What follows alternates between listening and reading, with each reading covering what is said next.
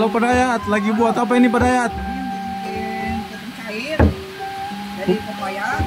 Kita akan coba dulu bikin pupuk cair dari pepaya. Kita kan harusnya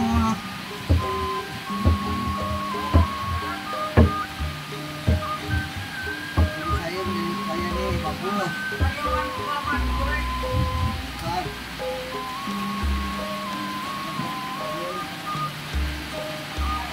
Kembalikan gue dari awal bang, dari awal balikan lagi.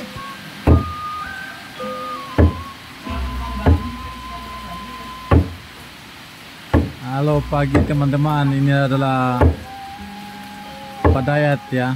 Pagi ini karena lagi hujan, kita buat mall dari pepaya.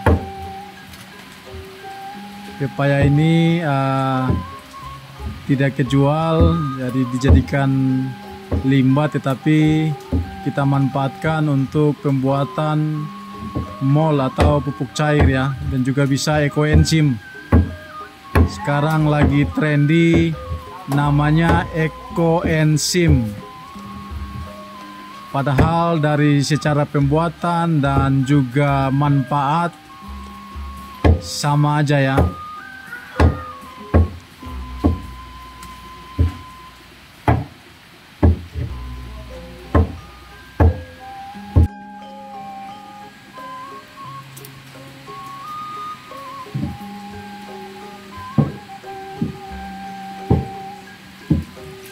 Nah ini teman-teman, ketika udah berumur 2 bulan kita panen ya teman-teman.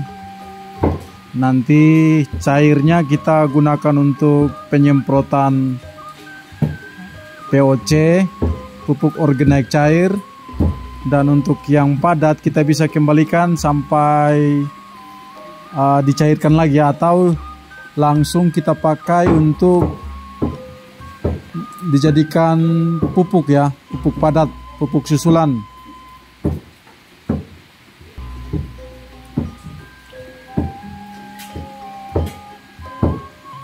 Di tempat kami semua limbah dimanfaatkan ya, bisa digunakan untuk pupuk padat dan juga bisa kita gunakan untuk pupuk cair. Jadi di tempat kami ya bisa dikatakan zero waste. Semua limbah bisa dimanfaatkan.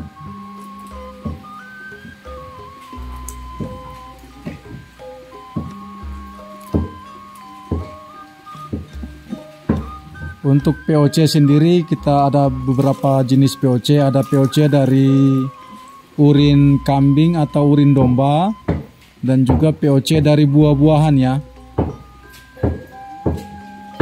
Bisa dikatakan POC dan juga bisa dikatakan MOL atau mikroorganisme lokal ya, kalau dari sisa-sisa hasil produksi dari buah atau umbi lobak ataupun dari dedaunan.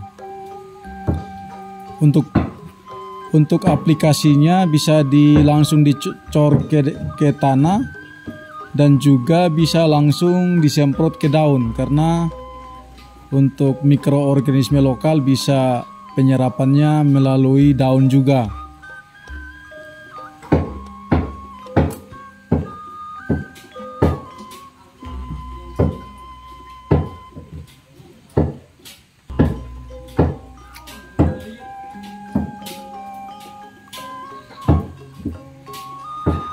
Karena proses ini kita tidak menggunakan blender, jadi penghalusannya tidak begitu sempurna ya, tidak begitu baik.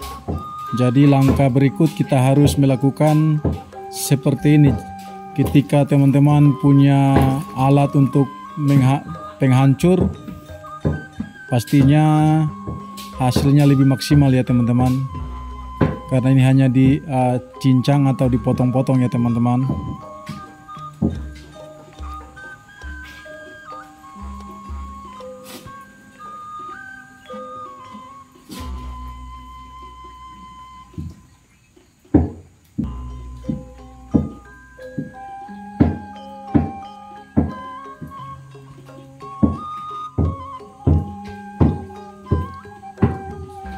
Nah, seperti begini teman-teman ya.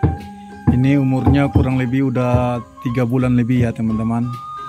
Ini adalah POC atau mol dari buah pepaya ya teman-teman.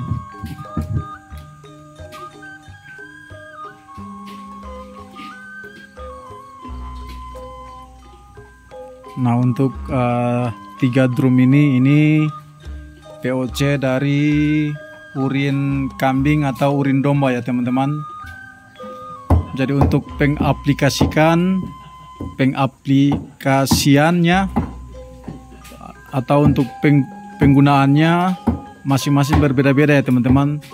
Kalau dalam proses vegetatif kita kebanyakan pakai urin kambing. Ketika memasuki proses generatif kita memakai POC atau mol dari buah-buahan ya teman-teman, karena masuk dalam proses pembungaan. Pasti ada maksudnya ya teman-teman, karena ketika udah masuk pada proses vegetatif, tanaman membutuhkan nutrisi untuk buah ya teman-teman. Jadi kalau ketika kita memberikan pupuk cair dari urin kambing atau urin domba ya teman-teman, itu nanti buahnya akan sedikit, karena pasti daunnya akan lebat. Karena kita tahu bersama pada urin domba atau urin kambing banyak mengandung nitrogen ya teman-teman.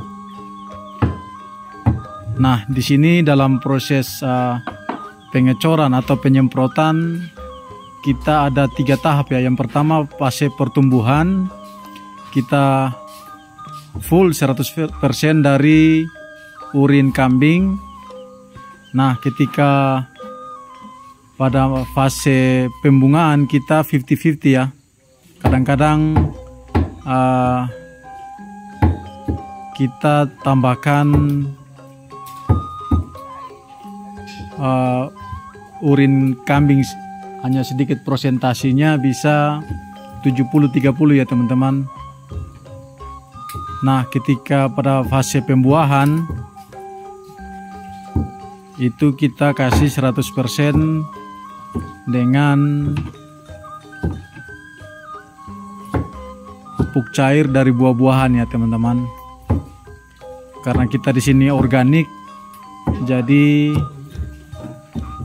proses pemupukannya kita harus juga mengikuti prosedurnya ya teman-teman. Kalau di pupuk kimia sintetis ya, kalau kita pakai NPK ya kita tidak tambahkan apa-apa ya teman-teman. Tetapi juga ada banyak petani yang memakai pupuk sintetis. Mereka juga ketika awal penanaman nih pasti mereka menggunakan Ponska ya teman-teman. Nah, ketika pada fase pembuahan mereka memakai pupuk KCL ya untuk batang, buah dan daun. Oke teman-teman, mungkin dari saya itu aja. Terima kasih telah menonton. Jika ada pertanyaan silakan mengunjungi IG saya dan TikTok saya. Saya akan membalas dengan cepat ya teman-teman.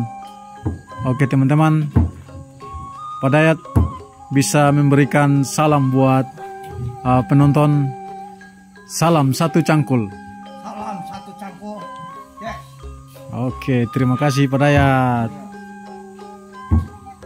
Oke.